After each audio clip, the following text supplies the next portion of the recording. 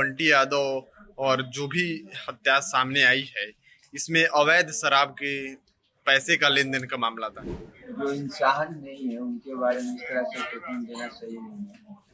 अपने बचाव के लिए आप पिछले 6 दिन से कहाँ थे?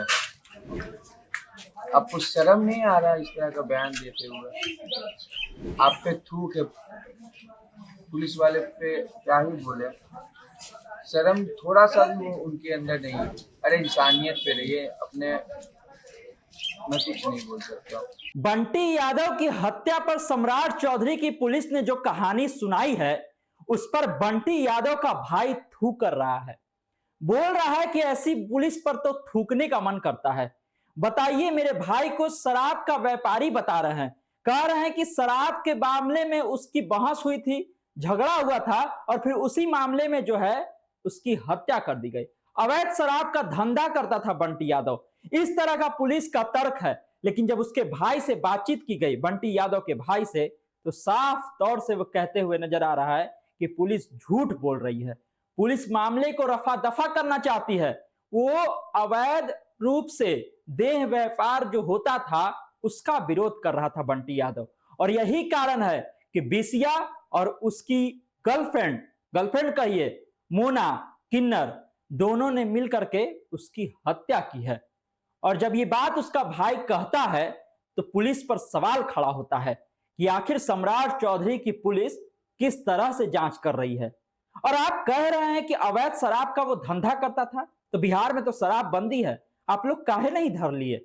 ये भी सवाल पूछा जाना चाहिए सम्राट चौधरी की पुलिस से। और आप सुन ही लीजिए कि किस तरह से जब सम्राट चौधरी की पुलिस ने ये बड़ा आरोप लगा दिया है बंटी यादव के ऊपर, तो उसका भाई कैसे हाथ जोड़ करके और कह रहा है कि पुलिस झूठ बोल रही है। ऐसी पुलिस पर थूकने का मन कर रहा है। बंटी यादव के आप भाई हैं और एसपी ने आज कहा है कि बंटी यादव और जो भी हत्या सामने आई है, इसमें अवैध शराब के पैसे का लेन देन का मामला था। कितनी इसमें सच्चाई है? अब और कितना वो मतलब बचाव के लिए ये सब स्टेटमेंट देंगे। जो इंसान नहीं है उनके बारे में इस तरह से स्टेटमेंट देना सही नहीं है, बिल्कुल सही नहीं है।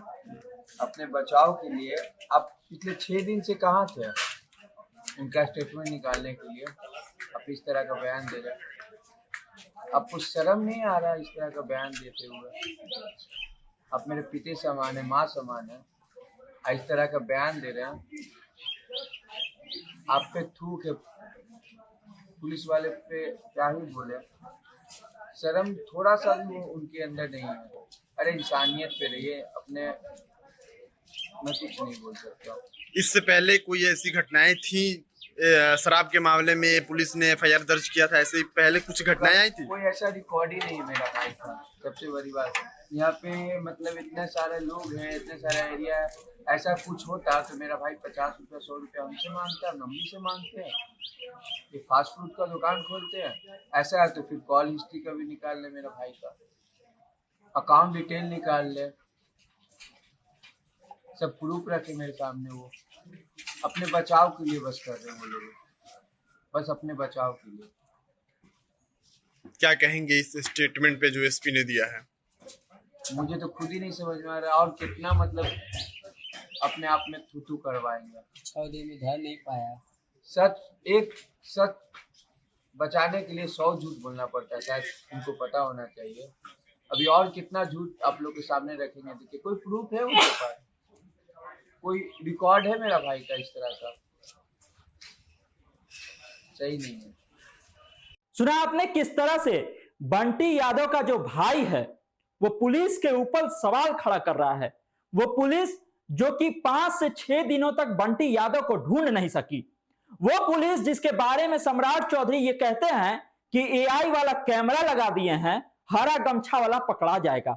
लगता है कि जो लोग पकड़ करके ले गए वो हरा गमछा नहीं पहने हुए थे, इसीलिए उनका कैमरा डिटेक्ट नहीं कर पाया। सीसीटीवी फुटेज दिया पुलिस को ले जाकर के परिवार वालों ने, उसके बाद भी 6 दिनों तक कुछ भी अता पता नहीं चल सका और फिर बंटी यादव की लाश मिली।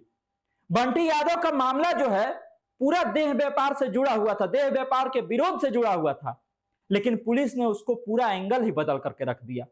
ममता कल्याणी जी सिटी एसपी है मध्य की, ये जब प्रेस कॉन्फ्रेंस करने बैठी तो कहीं की देखिए सेक्स रैकेट का बात चल रहा था, लेकिन अभी जो हम जांच पड़ताल किए हैं इसमें पता चला है कि अवैध रूप से शराब का धंधा करता था बंटी यादव। आखिर हत्या का कारण क्या था? अभी अनुसंधान जारी है और जहां तक सेक्स रैकेट की बात की जा रही है, लेकिन सेक्स रैकेट के बिंदु पे अभी तक कुछ भी तथ्य नहीं आए हैं। परिवार के लोग कह रहे हैं कि जिस आरोपी को पुलिस ने पकड़ा है कुछ दिन पहले, हत्या के कुछ दिन पहले घर के नीचे आकर वो धमकी भी दे रहा था और सेक्स रैकेट चलाने का ही विरोध कर रहा था। इस बिंदु पे जांच की जा रही है, लेकिन सेक्स रैकेट की जहां तक बात है अभी तक अनुसंधान में नहीं आया है। तो आखिरकार हत्या की मूल वजह क्या है? प्रारंभिक तौर पर दूसरा एंगल सामने आया है, कुछ विवाद या आपसी विवाद? ऐसा बताया जा रहा है कि आपसी विवाद था और इस बिंदु पे अनुसंधान जारी है। पटना में कल कई जगह छापेमारी हुई, क्या था? ये मुझे सूचना मिली थी, मतलब पुलिस को सूचना मिली थी कि कुछ होटल्स वगैरह हैं और पार्लर हैं जहां पर कुछ अवैध कार्य किए जाते हैं। इस जानकारी प्राप्त होने के बाद पुलिस ने वहां पे छापामारी की। छापेमारी के दौरान कितने स्थानों पर और होटलों में छापेमारी की गई और क्या कुछ बरामद हुआ है? जी, दर्जनों के हिसाब से पार्लर और होटल्स वगैरह में छापामारी की गई और गिरफ्तारी भी हुई है किसी के? इस मामले में गिरफ्तारी भी हुई है छापेमारी के दौरान? इंक्वायरी के लिए 2 व्यक्तियों को हिरासत में रखा गया। बंटी हत्याकांड में 5 पुलिसकर्मियों पर भी कार्रवाई हुई, 4 पुलिसकर्मी।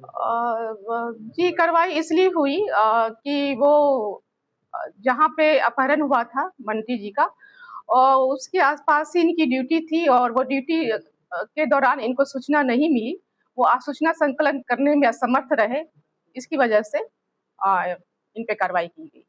अब आप बताइए, जिस परिवार ने अपने परिवार को खोया है, बंटी यादव को खोया है और लगातार यह आरोप लगा रहा है कि वो अवैध रूप से चल रहे देह व्यापार का विरोध कर रहा था और इसलिए उसकी हत्या की गई, उस परिवार पर अब क्या बीत रही होगी जब पुलिस ये बात कह रही होगी कि अवैध शराब का धंधा करता था बंटी यादव।